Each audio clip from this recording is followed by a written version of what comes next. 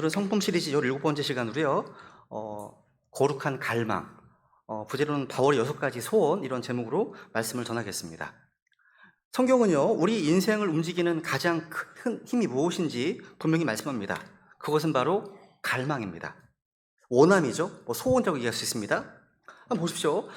새로운 휴대폰이 출시되면요, 사람들은 밤을 새워 줄을 서기도 합니다.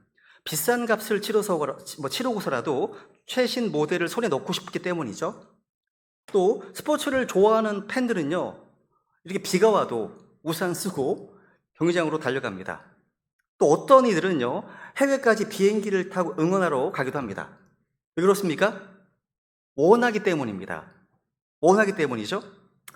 아이돌 가수를 좋아하는 젊은 사람들은요, 하루 종일 또는 며칠을 공연장 앞에서 기다립니다. 지금 한 3일 기다리는 거예요. BTS 보기 위해서. 드라마에 빠진 사람은 밤을 새워 전편을 몰아봅니다. 왜 그렇습니까? 마음속에 갈망이기 때문이죠. 다이어트를 하는 사람은 몇 킬로그램을 줄이겠다고 식단을 철저히 관리하고 새벽마다 운동을 나갑니다. 왜 그렇습니까? 그만큼 원하는 것이 있기 때문입니다. 그죠? 이처럼 사람은요, 결국 자기 마음속에 간절히 원하는 것을 따라하기 마련입니다. 세상 사람들은요, 돈을 갈망하기 때문에 밤낮으로 애씁니다. 또 어떤 사람들은 세상의 명예나 사람들의 박수를 얻기 위해서라면 수단 방법을 가리지 않습니다. 성경은 이렇게 말씀하십니다. 잠언 18장 1절에 이런 말씀하십니다. 어떤 사람은 소원으로 말미암아 자신을 불리하고 모든 지혜를 구하며 그것과 상관하느니라. 이게 무슨 말입니까? 사람의 무언가를 디자이어, 소원, 갈망하는 거죠. 간절히 원하면 그 목표를 위해서 다른 모든 것에서 자신을 분리한다는 거예요. 그리고 그 욕망을 이루기 위해서 필요한 모든 지혜와 방법과 수단을 기꺼이 찾아내려고 한다는 겁니다. 예를 들어서 고시 공부를 준비한 사람이 있습니다. 이 고시를 준비하는 수험생은 몇 년 동안 친구도 만나지 않고 취미생활이나 여가도 다 끊고 오직 책상에만 앉아 공부합니다. 이게 분리하는 거죠. 그죠? 이 고시생에게는 합격이라고 하는 간절한 소원이 있기 때문에 다른 모든 것에서 자신을 분리하는 거예요. 또 올림픽 금메달을 꿈꾸는 운동선수들은요, 젊은 시절 대부분을 훈련으로 보냅니다. 음식도 조절하고요, 놀고 싶은 것도 다 포기합니다. 왜 그렇습니까? 다 하나, 메달을 얻고 싶다는 갈망이 있기 때문입니다. 사람은 결국 자기가 원하는 것을 얻기 위해서 자기의 시간과 에너지와 힘과 돈을 아끼지 않습니다. 그런데 우리 구원받은 성도들의 문제는 이 원리를요, 세상적인 목표에만 적용한다는 데 있습니다. 그러니까 세상 것들에는 그렇게 간절히 원합니다. 원하는 게 많습니다. 근데 정작 주님을 향한 갈망은 부족해 보여요. 다시 말해서 주님을 더 알고 싶다, 주님을 기쁘시게 해드리고 싶다, 주님과 더 친밀히 동행하고 싶다, 이런 거룩한 갈망이 우리 안에 없는 경우가 많다는 거죠. 그런데 우리가 따라야 될 본보기로서 하나님 사람 바울은 달랐습니다. 바울은 이미 예수님의 사도가 되었고요, 수많은 지옥교회들을 세웠지만 여전히 이렇게 고백했습니다. 한번 읽어볼까요? 시작. 형들아, 나는 내가 이미 붙잡은 줄로 여기지 아니하며 다만 이 한 가지 일을 향하나니 곧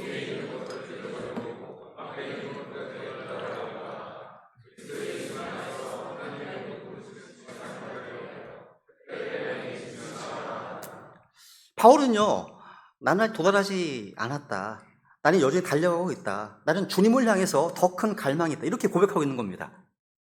여러분, 오늘 우리에게 필요한 것도 이 거룩한 갈망입니다. 세상이 주는 잠깐의 만족이 아니라 주님께 인정받고 주님을 더 깊이 알고 싶고 주님을 더 기쁘시게 하고 싶은 그 거룩한 갈망 말입니다. 있으십니까? 여러분, 오늘 말씀을 통해서 바울이 품었던 6가지 이 거룩한 소원을 함께 살펴보고요, 주님께서 그 소원을 우리 마음에 불붙여주시기를 원합니다. 그래서 우리 베다니 씨들 모두가 삶이 주님을 향한 갈망으로 가득 채워지기를 간절히 원합니다.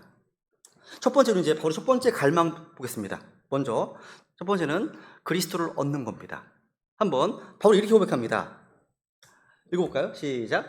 참으로 확실히 모든 것을 손실로 여기가니 이는 그리스도 예수 내 주를 아는 지식이 가장 뛰어나기 때문이라. 내가 그분을 위해 모든 것을 잃는 손실을 입었고 그것들을 단지 배설물로 여기나니 이것은 내가 그리스도를 얻고 I may이란 말 쓰죠? 바램, 소원, 의지를 말합니다. 그리스도를 얻기 위한 거죠. 그죠? 이게 바울의 첫 번째 소원이 이겁니다. 그리스도를 얻고자 한다는 것. 여기서 이제 얻는다는 영어 단어가 이제 win입니다. win. 이거 경쟁에서 이기다, 뭐 승리하다 이런 뜻도 있고요. 노력이나 자격을 통해서 호의나 칭찬, 승인을 얻는다 이런 뜻도 가지고 있습니다. 그러니까 그리스도를 얻는다는 말씀은요, 경쟁에서 승리하다는 것이 아니라 뭔가 칭찬을 얻다, 호의를 얻다, 상을 얻다 이런 의미로 이해할 수 있습니다. 그러니까 그리스도를 얻는다는 것은 구원을 받기 위해서 예수님을 붙드는 것이 아닙니다. 이미 바울은 예수 그리스도를 자신의 구주로 영접해서 그분을 마음에 모신 구원받은 사람입니다. 바울이 말하는 얻는다, 이것은요, 예수 그리스도의 인정과 칭찬을 얻는다. 그러니까 주님을 기쁘시게 해서 그리스도를 내 인생의 상으로 얻는다. 이렇게 이해할 수 있습니다. 이것을 가장 실질적으로 보여주는 말씀이 고린도서 3장 22절 말씀입니다. 읽어볼까요? 시작. 종들아, 육체에 따라 너희 주인인 자들에게 모든 일에 순종하되 사람들을 기쁘게 하는 자들같이 눈으로 볼 때만 섬기지 말고 하느님을 두려워하면서 간절한 마음으로 하라. 눈으로 볼 때만 섬긴다는 것은요, 사람이 볼 때만 잘하는 거예요. 볼 때만. 예를 들어서 직장 상사가 사무실에 들어오면 바쁘게 일하는 척합니다. 그런데 상사가 자리를 비우면 바로 휴대폰을 보고 딴짓을 하는 거죠. 그죠? 또 부모 앞에서는 공부를 열심히 하는 척 하는데 부모가 안 보이면 딴짓을 하는 거죠. 그죠?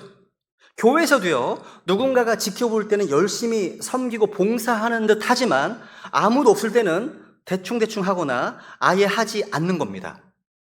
그런데 하나님을 두려워하면서 단일한 마음으로 섬기는 것은요, 누가 보든 보지 않든 항상 같은 자세로 신실하게 충성하는 겁니다. 직장에서 상사가 없어도 성실하게 일하는 것입니다. 가정이나 교회에서 누가 보지 않아도 동일하게 순종하는 겁니다. 오직 주님을 의식하는 태도입니다.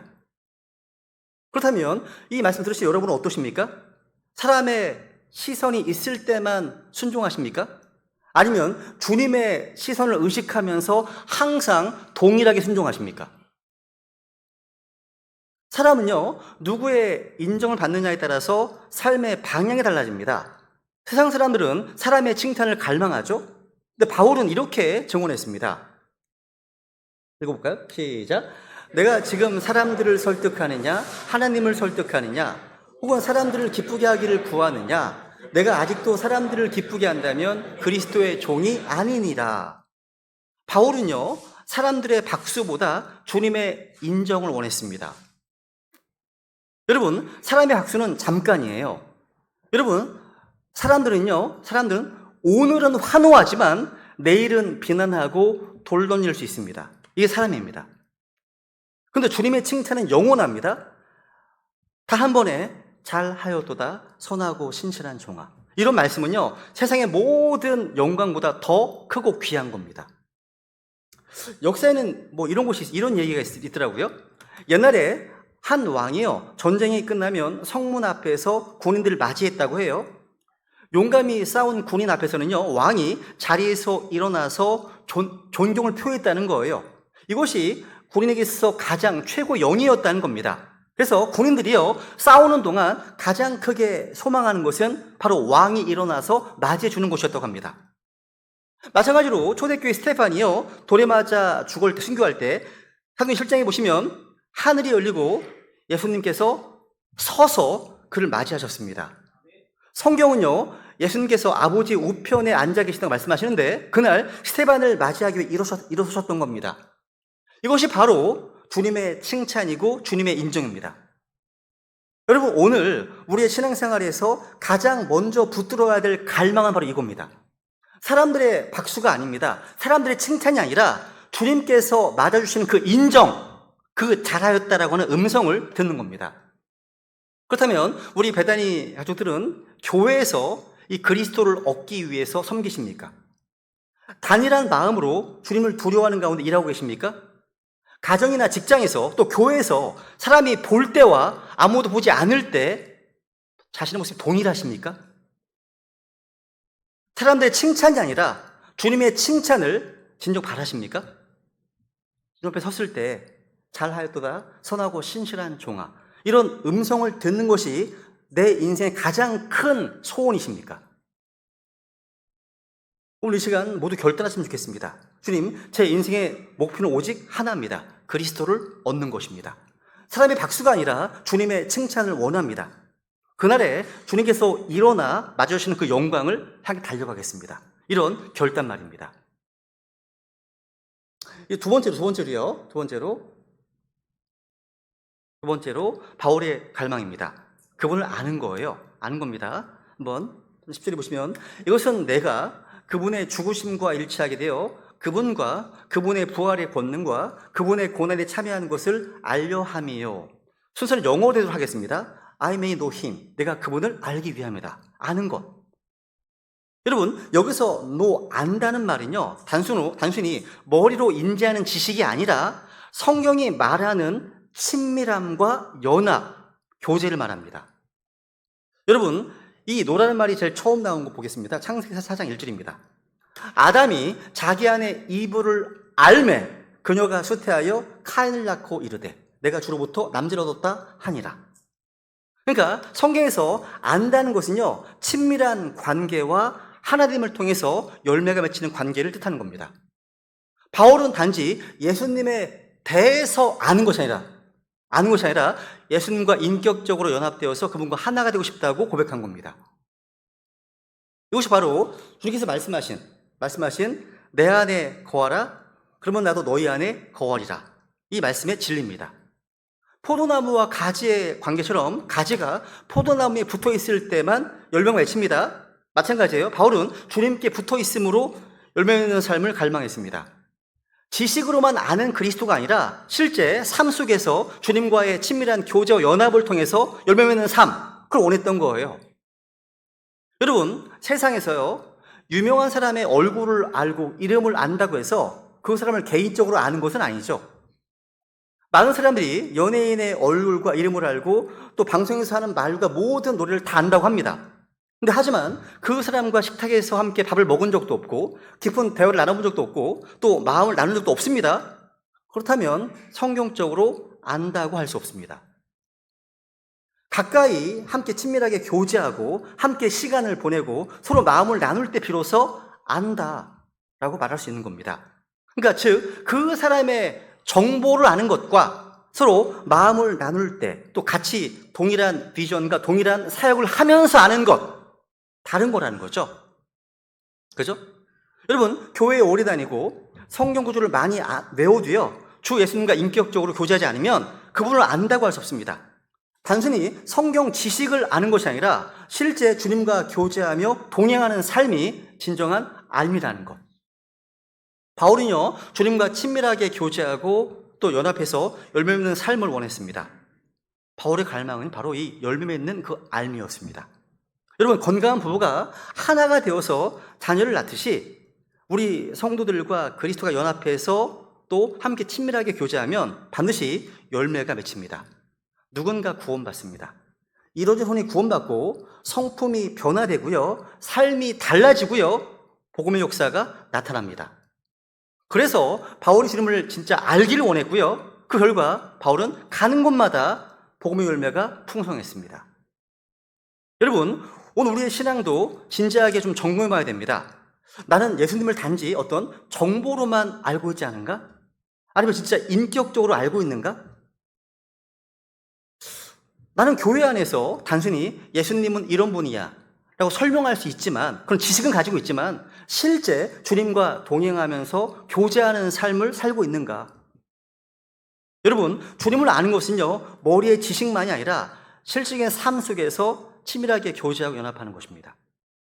여러분, 주님과 친밀한 관계 속에서 교제하려면 반드시 붙어 있으셔야 됩니다. 따라해보세요. 붙어 있음.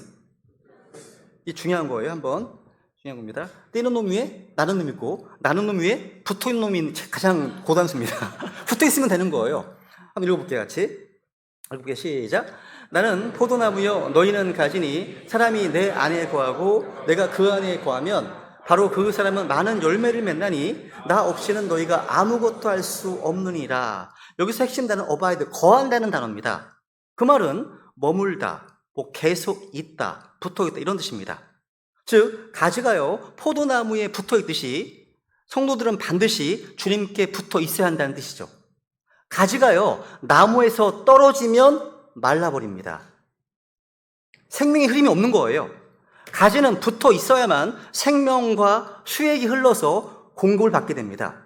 우리 성도들은요 주님과 주님의 몸된 교회에 붙어 있어야만 영적인 생명과 열매가 유지되는 겁니다. 그러니까 붙어 있어야만 우리의 삶이 바뀌고요, 우리 입술에 찬양이 넘치고요, 우리 주변에 이루어지는 혼들이 구원받게 됩니다. 그래서 이것이 바로 오늘 우리가 품어야 될 두 번째 거룩한 갈망입니다. 세 번째로 이제 바로 세 번째 갈망은 부활의 권능을 아는 것입니다. 그죠? 이것은 내가 그분의 죽음과 일치하게 되어 그분과 그 다음에 그분의 부활의 권능과, 그죠? 그러니까 그분을 아는 것 다음으로 그분의 부활의 권능을 알기 위함이다, 이렇게 말씀하고 있습니다. 바울이 말하는 부활의 권능은요 단순히 언젠가 죽은 후에 부활한다는 말씀이 절대 아닙니다. 바울은요 부활장에서 15장에서요 장차 있을 몸의 부활에 대해서 확실히 선포한 사람입니다. 그래서 여기서 말하는 부활의 권능은요 장래에 있을 부활이 아니라 현재 삶 속에서 경험하는 부활의 능력입니다. 성경은요 로마서 8장 11절에 이런 말씀이 있습니다. 읽어볼게요. 시작. 그러나 만일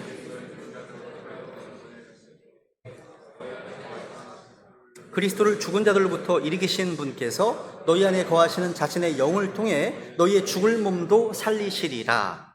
여기서 죽을 몸은요 우리의 육체가 연약하고요 또 죄성을 가진 상태를 가리킵니다. 그런데 성령님께서 우리 안에 생명과 능력을 불어넣으셔서 지금 이 순간에도 죽을 몸이지만 주님의 뜻대로 살 수 있도록 살리신다는 말입니다. 요한복음 11장에 보시면 이런 말씀이 있죠. 예수님께서 그녀에게 이르시되 내 오라비가 다시 일어나리라 하심으로. 이거 놀라운 말씀입니다. 이 말씀을 이제 마르다가 들었거든요. 근데 이 말씀을 들은 이후에 마르다의 반응에 주목해 보세요. 24절 보시면요. 마르다가 그분께 이르되 마지막 날 부활할 때 그가 다시 일어날 줄을 내가 아나이다 하매. 지금 마르다는요. 지금 시제로 오면 현재를 껑충 스킵하고 지금 미래로 갔습니다. 그죠? 그러니까 미래로 가서 마지막 날 부활 때에는 내가 다시 일어날 줄을 아나이다. 이곳이 마르다의 믿음에 있는 하나의 결함이 있습니다. 그게 뭐예요? 현재가 빠져 있습니다. 이게 중요한 포인트입니다. 그때 예수님께서 그 유명한 I am을 말씀하셨습니다. 읽어볼까요? 시작. 예수님께서 그녀에게 이르시되 나는 부활이요 생명이니 나를 믿는 자는 죽어도 살겠고. 야, 나는 부활이요 생명이니 I am. 여러분, 마르다는요 부활 신앙이 있었습니다. 근데 마르다는요 미래에만 초점을 맞추고 있었습니다. 그러니까 마르다의 믿음에는 지금 현재가 빠져 있다는 거죠. 이것이 오늘 혹시 우리 성경 신자들의 어떤 범하기 쉬운 모습이 아닌가요? 예언도 알고 미래도 알고 다 알고 있어요. 현재가 약해. 이런 모습 아닌가요? 생각해보면 우리의 신앙생활 가운데 이 현재가 얼마나 약한지 몰라요. 그런데 우리 주님께서는요 I am으로 현재를 말씀하고 있습니다. 성경은요 구원받은 성도들에게 우리가 단지 죽음 이후에 부활이 약속되었다고만 가르치는 것이 아닙니다. 예수 그리스도를 죽은 자 가운데 다시 일으켜 세우신 부활의 권능이 현재 우리 안에 있다는 사실, 그 권능으로 날마다 하루하루 승리하며 살아갈 수 있다는 것을 가르치고 있습니다. 여러분, 이 세상을 지배하는 가장 강력한 권능은요 죄의 싹신 죽음의 권능입니다. 맞죠? 죽음은 모든 것을 지배합니다. 죽음은요 모든 것을 삼키는 겁니다. 아무도 죽음의 세력을 대적할 수가 없습니다. 근데 여러분, 죽음의 권능보다 더 강력한 권능이 있다는 사실을 아십니까? 그것은 바로 죽음을 패배시킨 부활의 권능인 거예요. 바울은요 에베소 1장 19절 읽어볼까요? 시작.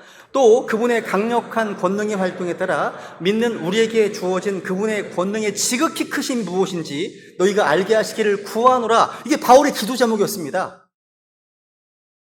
또 바울이 부활장에서 선언했던 승리의 외침에 주목해 보십시오. 그러나 우리 주 예수 그리스도를 통해 우리에게 승리를 주시는 하나님께 감사를 드리노라. 여러분, 부활장 마지막 부분인데요. 지금까지는 계속 미래 시제로 말씀하시다가 이제 현재 시제로 바뀌고 있네요. 우리에게 승리를 주시는 하나님께 감사한다.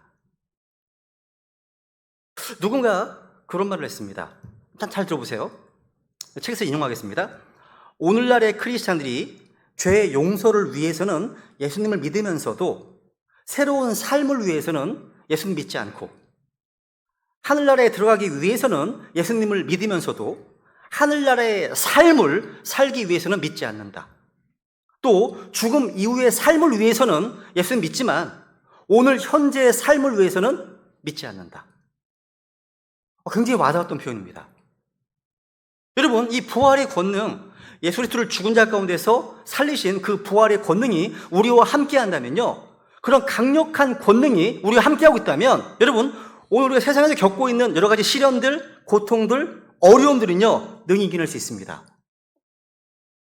여러분, 예수님을 무덤에서 일으키신 권능이 지금 우리 안에도 역사한다면 우리의 작은 시험이나 우리의 낙심이나 어떤 죄의 습관을 이기지 못하겠습니까? 그 부활의 권능은요, 단지 죽은 자를 살리는 데 그치지 않고요, 오늘 이 시대를 살아가고 있는 우리 베다니 지체들을 새로운 힘으로 일으키시고요, 죄를 이기게 하시고요, 거룩함과 순종으로 걷게 하실 능력인 겁니다. 근데 우리의 문제는 뭐냐면 이런 성령님을 모시고 살면서도요, 그 권능을 잘 경험하지 못한다는 겁니다. 성령께서 우리 안에 거하시지만 우리가 성령님께 우리 몸을 내어드리지 않으니까 그 놀라운 권능이 흐르지 못하는 거예요. 그래서 많은 성도들이요, 승리하는 삶 아니면 풍성한 삶을 살지 못하고 여전히 패배 가운데 무기력한 삶을 살아가는 것입니다. 근데 바울은 달랐습니다. 바울은요, 나는 그분의 부활의 권능을 알게 원한다고 고백했습니다. 그리고 날마다 이 부활의 권능을 삶 속에서 실제 체험하기 원한다. 이런 갈망인 거예요. 한 번은요, 두 사람이 대화를 나눴다고 해요. 한 사람이 이렇게 말했습니다. 세상에서 가장 큰 미개발 에너지원은 아마 나이아가라 폭포일 것입니다. 엄청난 물줄기가 쏟아져 내리는데 그 힘을 다 전기로 바꿀 수 있다면 온 도시를 밝히고도 남을 것입니다. 라고 얘기했습니다. 그러자 다른 경건한 크리스천인 것 같습니다. 이 사람이 이렇게 대답했습니다. 아닙니다. 세상에서 가장 큰 미개발 에너지원은 성도들 안에 계신 성령님의 능력입니다. 성령님께서 예수님을 죽은 자들로부터 살리신 그 권능이 지금 우리 안에 계신데 많은 성도들이 그 능력을 사용하지 못한 채 살기 때문입니다. 여러분, 맞는 말입니다. 생각해 보십시오. 나이아가라 폭포가 아무리 거대해도요, 그 물줄기를 전기로 바꿔 쓰지 않으면 그냥 흘러가는 물일 뿐이에요. 그죠? 마찬가지입니다. 성령님께서 우리 안에 계셔도요, 우리가 자신을 주님께 내어드리지 않으면 그 위대한 권능은 드러나지 않습니다. 그래서 많은 성도들이 패배 가운데 낙심 속에 살고 있는 겁니다. 그러나 사실은요, 그 부활의 권능을 경험할 수 있는 에너지원이 이미 우리 마음속에 있다는 사실 아십니까? 성령께서는요, 죽은 자를 살리신 그 위대한 권능이 우리 안에 있는데 많은 크리스찬들이 그 능력을 사용하지 못하고 있다는 겁니다. 여러분, 혹시 지금 뭔가 끊지 못하는 죄의 습관 속에 눌려 계십니까? 뭔가 지금 낙심 가운데 계십니까? 혹시 내가 뭔가 주님을 섬기고 싶지만, 뭔가를 하고 싶지만 그럴 힘이 없다고 느끼십니까? 그렇다면 이 바울의 갈망처럼 주님의 부활의 권능을 사모하십시오. 갈망하십시오. 왜냐하면 주님께서는 목마른 자에게 성령을 부어주시거든요. 이사야서에 보시면 한번 읽어볼까요? 시작. 내가 목마른 자에게 물을 부어주고 마른 땅에 큰 물들을 부어주며 내 영을 내 씨에게 내 복을 내 후손에게 부어주리니. 여기 보시면 물을 누구에게 부어줍니까? 목마른 자에게. 또 마른 땅과 같은 마음이죠, 그렇죠? 그러니까 주님의 이 권능은요, 목마른 자에게, 갈망하는 자에게 부어지는 겁니다. 이것이 바로 바울의 세 번째 갈망이었습니다. 우리 또한 이 바울처럼요, 부활의 권능을 체험하는 삶이 되기를 소원하는 그런 거룩한 갈망이 있으면 좋겠습니다. 네 번째, 바울의 네 번째 갈망입니다. 그분의 고난에 참여하는 것입니다. 여기 보시면 이것은 내가 하면서 그분의 고난에 참여하는 것을 알려함이요 말씀하십니다. 여기 이제 고난에 참여한다는 것은요, 단순히 고난 자체를 원한다는 말이 아니에요. 아무도, 저도요, 고난 자체를 즐기지 않습니다. 근데 바울은요, 주님께서 받으신 고난에 자신도 참여하기를 원했습니다. 여러분, 우리가 주님을 따라가는 길에는 언제나 믿지 않는 세상으로부터 오는 거절과 조롱과 불이익이 뒤따르기 마련입니다. 근데 바울은 그런 어려움마저도 그분의 고난에 참여하는 것으로 여겼습니다. 우리가 그분의 고난에 참여하는 것은요, 부끄러운 일이 아닙니다. 기뻐할 일입니다. 주님께서는 우리를 위해 고난을 당하셨습니다. 우리는 그분의 몸된 교회를 위해서 그분의 고난에 참여합니다. 주님께서는 고난의 본을 보이셨고요, 우리를 위해서 고난의 발자취를 남기셨습니다. 우리가 지금 받는 고난들은요, 앞으로 나타날 영광과 좋게 비교할 수 없습니다. 우리가 잠시 받는 가벼운 고난은요, 우리를 훨씬 더 뛰어나고 영원한 영광이 무거운 것을 이룹니다. 성경이 이렇게 말씀하십니다. 빌립보서 29절입니다. 7개 시작. 이는 그리스도를 믿는 것뿐만 아니라 그분을 위해 고난당한 것도 그분을 위하여 너희에게 주어졌기 때문이라. 주님께서요, 우리에게 주신 것이 두 가지네요. 그리스도를 믿는 것, 구원입니다. 구원이죠, 그죠? 구원은 영적 생활의 시작이 출발점입니다. 구원은 끝이 아닙니다. 구원의 목표가 아니에요. 구원이 전부가 아닙니다. 그 다음이 있어요. 구원과 더불어서 주님께서 우리에게 주신 것, 무엇입니까? 그렇죠. 그분을 위해 고난당하는 것도 주어졌다 말씀하십니다. 그러니까 고난당하는 것도 주님께서 주신 거네요. 와, 이 진리는요, 오늘날 많은 교회들에서 외면당하고 있습니다. 주님께서 구원과 더불어서 형통을 준 게 아니라, 모병당수를 준 것이 아니라, 명예를 준 것이, 이런 거 준 것이 아니라, 뭘 주셨다고요? 고난을 주셨답니다. 이런 말씀들은요, 충격으로 다가올 수밖에 없습니다. 그런데 이것은 분명한 사실입니다. 사실이에요. 믿음을 통해서 하나님의 은혜로 값없이 구원을 받았다면 그것과 더불어 주시는 것이 바로 고난입니다. 그렇다면 여기 계신 여러분들은 그리스도의 충성스러운 군사이십니까? 우리가 예수 그리스도를 믿을 뿐만 아니라 그분을 위해 고난에 참여할 때 그것은요, 주님을 향한 충성의 증거가 됩니다. 여러분, 충성은요, 평안할 때가 아니라 고난 속에 드러납니다. 전쟁터가 아닌 평화로운 날에는요, 누가 진짜 동지인지 잘 모릅니다. 근데 포탄이 쏟아지고 위험이 닥치면 곁에 남아있는 사람이 진짜 충성스러운 동지죠. 그죠? 마찬가지입니다. 주님과 함께하는 고난 속에서만 우리의 충성이 입증되는 겁니다. 이게 실제 친밀해지는 겁니다. 우리는 보통 이런 얘기 하지 않습니까? 우리는 서로 친밀하게 알아야 한다고, 교제도 많이 해야 된다고. 근데 여러분, 의자에 앉아서 친밀하게 교제한다고 아는 게 친밀해지는 게 아닙니다. 주님의 일을 같이 함께 하면서 친해지는 거예요. 그게 순서입니다. 주님과 함께 싸우면서 친해지는 겁니다. 이게 진짜 아는 겁니다. 바울이 실제로 많은 고난을 당했어요. 바울이 이렇게 고백합니다. 갈라디아서 6장 17절 읽어볼까요? 시작.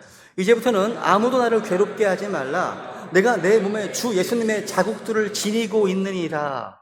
바울은요, 매를 맞았고요, 채찍질 당했고요, 돌에 맞기도 했고요, 굶주렸고요, 추위에 헐벗음을 당했습니다. 근데 그것을 부끄러워하지 않았고요, 주님과 함께 짊어진 흔적으로 그것을 예수님의 자국들로 여겼습니다.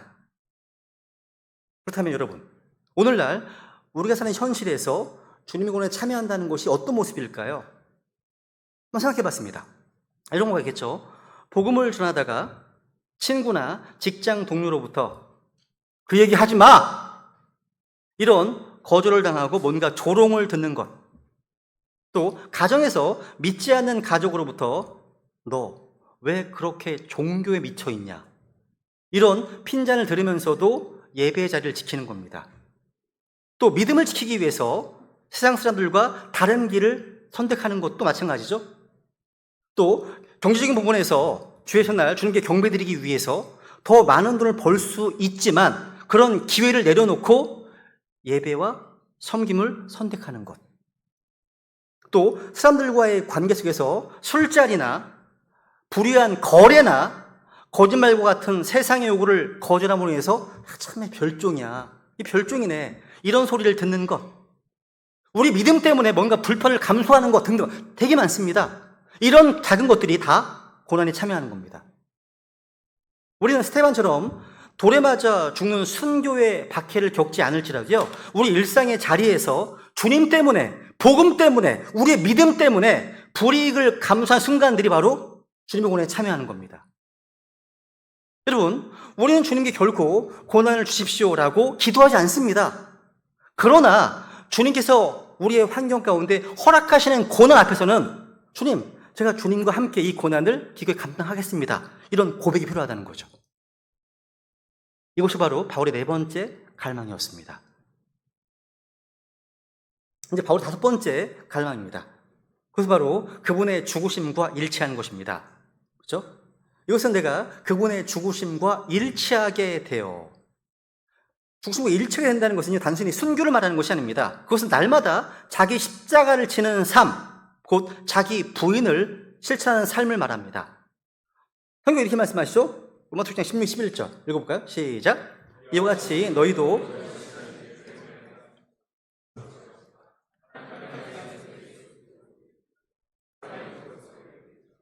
아멘. 침례식 때 들었던 말씀이죠, 그죠? 여러분, 자기를 부인하고 십자가를 지는 삶은 매일매일 우리의 의식적인 선택이어야 됩니다. 바울은 그런 고백을 했죠. 나는 날마다 죽노라. 따라해보세요. 나는 날마다 죽노라. 왜 그럴까요? 매일매일 아침에 일어나면 아침마다 우리의 육신은요, 다시 살아나서 어제와 똑같이 죄를 사랑하고 또 악한 세상에 반응하려고 하기 때문입니다. 매일매일. 그래서 바울은 매일매일 자신을 십자가에 못 박고 죄를 향해서는 죽은 자로, 또 하나님을 향해서는 살아있는 자로 여기를 결심했던 겁니다. 여러분, 한번 생각해 보세요. 이 사진은요, 임종 체험을 하는 사람들의 모습이에요. 만약에요, 장례식장에서 관 속에 누운 죽은 사람에게, 죽어있죠? 죽은 사람에게 누군가 욕을 퍼붓는다면 그 사람은 아무런 반응도 하지 않습니다. 또 그 사람에게 칭찬한다고 해도 마찬가지죠? 관 속에 죽었기 때문에 듣지도 못하고 전혀 움직이지도 않습니다. 왜 그렇습니까? 이미 죽었기 때문이죠. 그죠? 마찬가지로 그리스도와 함께 십자가에 못 박힌 성도는 세상의 비난에도, 세상의 박수갈채에도, 세상의 칭찬에도, 아첨에도, 세상의 유혹에도 흔들리지 않습니다. 왜냐하면 그 사람은 죄와 세상에 대하여는 죽었고요, 하나님을 향하여는 산 자이기 때문입니다. 이게 십자가를 지는 삶입니다. 이 십자가는 제자도의 첫걸음이죠. 여러분, 주님 말씀하십니다. 읽어볼까요? 시작. 또 그분께서 그들 모두에게 이르시되 어떤 사람이 나를 따라오려거든 자기를 부인하고 날마다 자기 십자가를 지고 나를 따를지니라. 여러분, 갈보리 십자가는요, 역사상 단 한 번 드려진 것이지만 이것은요, 우리의 삶에서 날마다 적용될 수 있는, 또 적용되어야 하는 것입니다.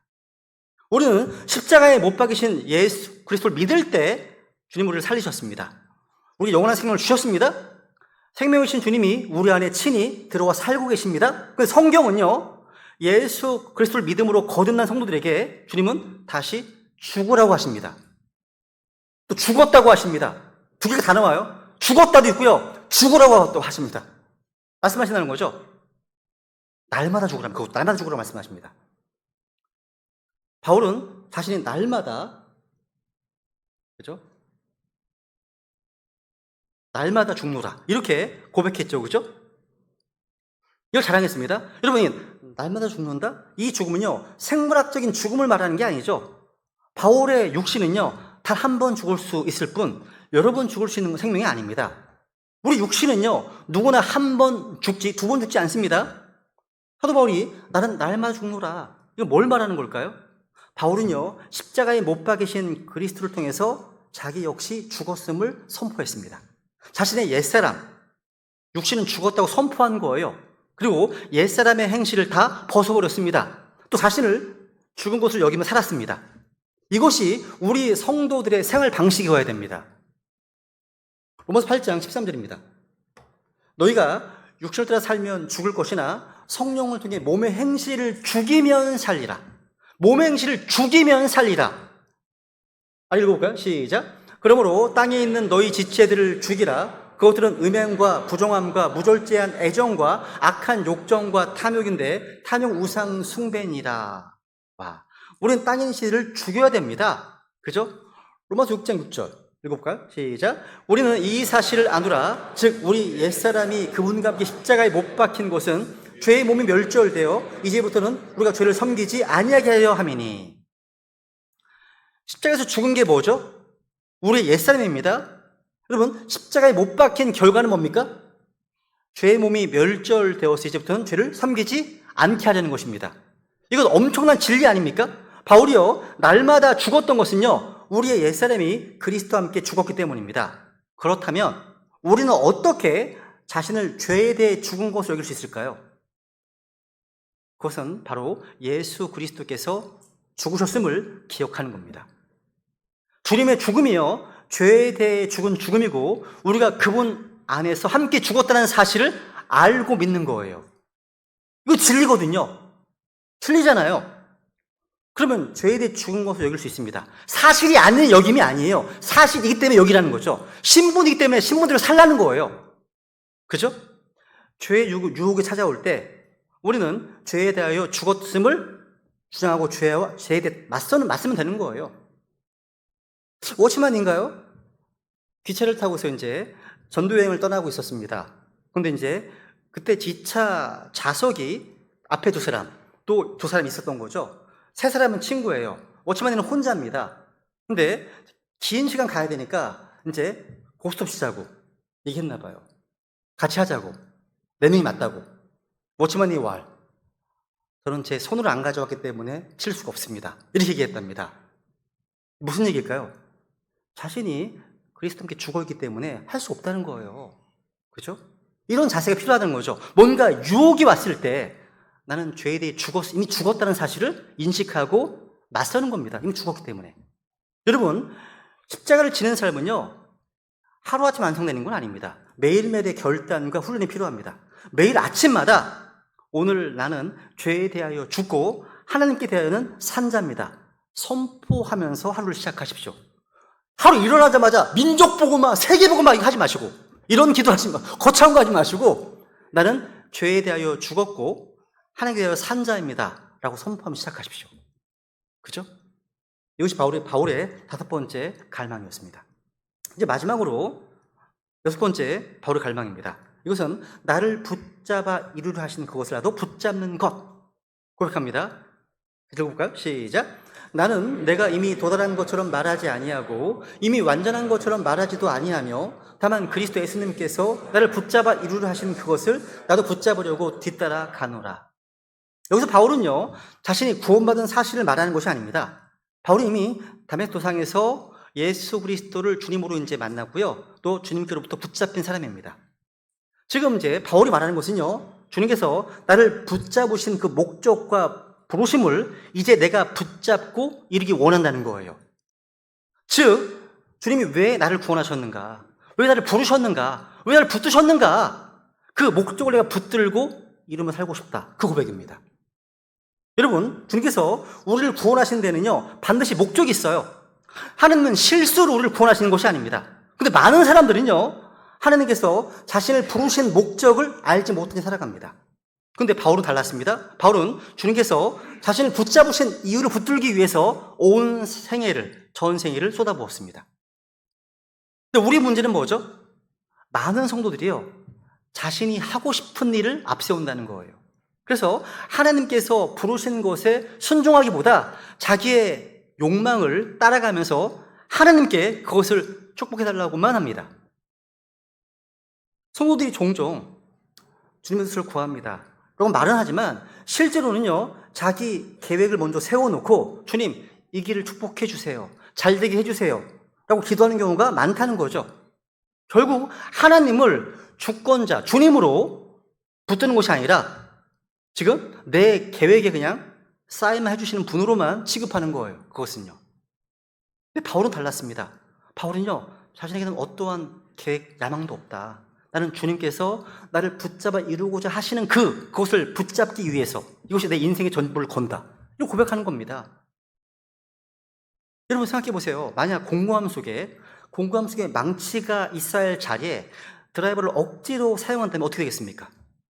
결국 드라이버도 망치고 망가지고 또 그죠? 제대로 되지 않을 겁니다. 마찬가지예요. 주님께서 나를 특정한 목적을 위해 만드셨는데 자신은 내 욕심대로 다른 용도로 내 삶을 써버린다면 문제가 생기겠죠, 반드시. 그죠? 하나님은요, 우리 각 사람을요, 독특하게 만드셨습니다. 그래서 교회와 가정과 세상 속에서 어떤 역할을 맡겨주셨습니다. 그래서 교회의 어떤 몸된 교회 안에서 내가 맡은 자리를 지키지 않으면 누군가 그것 때문에 어려움이 겪습니다. 문제가 생기겠죠. 몸의 지체 하나가 자기 역할을 하지 않으면 온몸이 불편합니다. 고통을 겪습니다. 마찬가지예요. 우리 성도 한 사람 한 사람이 하나님께서 주신 목적을 붙잡지 않고 있다면 결국 교회 전체가 어려움을 겪게 되는 겁니다. 여러분, 오늘 우리가 점검해야 될 목적은 이겁니다. 나는 주님께서 나를 붙잡아 이루려고 하시는 목적을 붙잡고 있는가? 나는 단지 내 욕망과 야망을 위해 살고 있는가? 아니면 주님께서 내게 맡기신 그 부르심을 따라 살고 있는가? 또 나는 지역교회의 몸 안에서 내 자리를 신실하게 지키고 있는가? 그렇죠? 바로 여섯 번째 갈망은요, 주님께서 나를 붙잡아 이루려고 하시는 그것을 나도 붙들겠다.